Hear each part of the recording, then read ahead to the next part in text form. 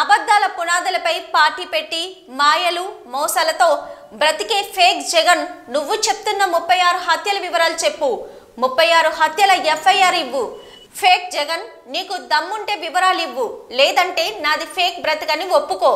నేను మళ్ళీ అడుగుతున్నా ఈ సభ ద్వారా, ఏ మాత్రం విశ్వసనీయత ఈ వైఎస్ఆర్ కాంగ్రెస్ పార్టీకి ఉంటే అది ఒక రాజకీయ పార్టీగా ఉండాలనుకుంటే 36 పేర్లు పంపించండి. 36 ఈ హౌసే పెడదాం.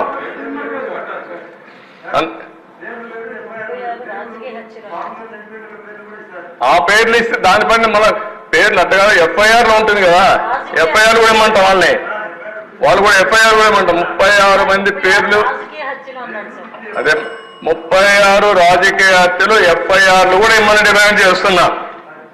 అది ఇచ్చిన తర్వాత తెలుస్తుంది. అంటే అధ్యక్ష, చాలా జీవితాంత అబద్ధాలు చెప్పి అబద్ధాల పునాదులపైన పార్టీ పెట్టి ఆ అబద్ధాలపైన బతికి ప్రజల్ని మోసం చేసిన వాళ్ళు ఇవన్నీ మాట్లాడుతూ ఉంటారు. అధ్యక్ష, నా స్థాయికి నేను మాట్లాడకూడదు అనుకున్నారు, కానీ నేను మాట్లాడకపోతే కూడా హిస్టారికల్ మిస్టేక్ అవుతుందనే ఉద్దేశంతోనే I want to straight in the record.